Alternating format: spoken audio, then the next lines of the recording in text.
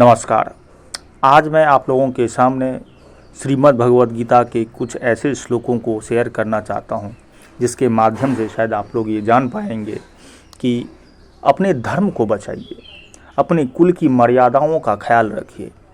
क्योंकि जब कुल में पाप बढ़ता है तो उसका प्रभाव बहुत बुरा होता है, और इसलिए उस पाप को हमेशा समाप्त करने की कोशिश कीजिए तथा अपने बच्चों को भी उसी हिसाब से, उसी संस्कार में पालिए, जिससे कुल का धर्म पाप में न बदल जाए और पाप कभी भी ज़्यादा न हो जाए, जिससे कि हमारे इनके जो प्रभाव ऐसे गंदे प्रभाव होते हैं जिसके बारे में कल्पना नहीं की जा सकती है, तथा उनके जो पितर होते हैं वो भी अनंत काल के लिए नरक में ही वास करते रहते हैं। इसीलिए कुल से पाप को समाप्त कीजिए, अपने बच्चों को अच्छे संस्कार दीजिए, ताकि आज के समय में जिस तरीके से गंदगी फैलाया जा रहा है या समाज में लोग समझ नहीं पाते, बच्चे तो बच्चे होते हैं, लेकिन हमें माता पिता का ये कर्तव्य होता है कि उन्हें अच्छे से ट्रीट करें, उन्हें समझाएं कि ज्ञान क्या होता है, धर्म क्या होता है, पाप से कैसे बचेंगे। वो माता पिता का कर्तव्य है और उनका अनुसरण करना चाहिए। ये बात तभी की है जब भगवान श्री कृष्ण और अर्जुन महाभारत के युद्ध में जाते हैं। अर्जुन रथ पे बैठे हुए हैं, भगवान श्री कृष्ण सारथी बने हुए हैं।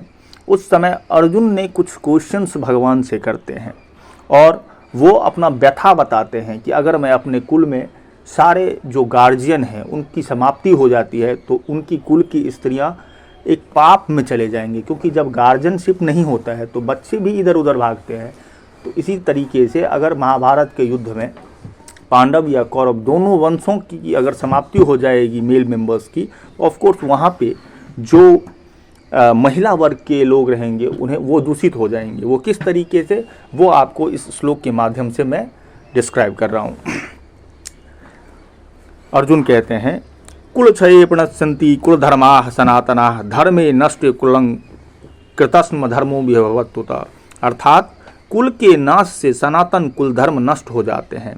धर्म के नाश हो जाने पर संपूर्ण कुल में पाप फैल जाता है। अधर्माभिभवात् कृष्ण प्रदुष्यन्ति कुल स्त्रियः स्त्रीषु दुष्टासु वार्ष्णेय जायते वर्ण संकर। हे कृष्ण, हे नारायण, पाप जब बढ़ जाते हैं तो कुल की स्त्रियां अत्यंत दूषित हो जाती है। हे श्री कृष्ण, स्त्रियों के दूषित हो जाने पर उनसे जन्म लेने वाले जो पुत्र उत्पन्न होते हैं वो वर्ण संकर कहलाते हैं। संकरो नरकाये व कुलघ्नाणां कुलस्य च पतन्ति पितरो ह्यो संलुप् पिंडोदक्रिया।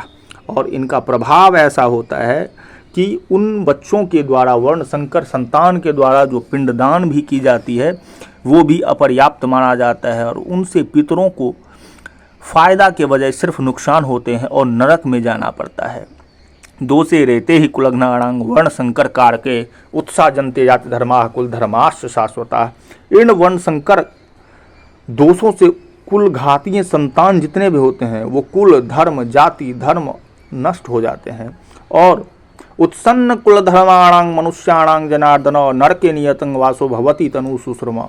हे जनार्दन, जिनका कुल धर्म नष्ट हो गया है ऐसे मनुष्यों का अनिश्चित काल तक नरक में वास होता है।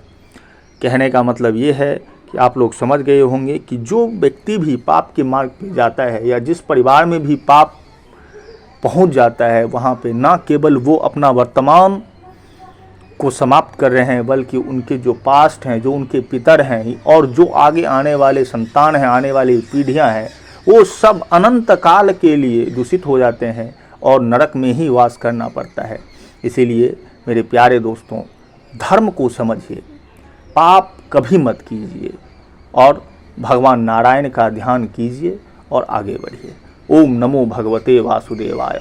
कृष्णाय वासुदेवाय हरे परमात्मने प्रणतः क्लेशनाशाय गोविंदाय नमो नमः।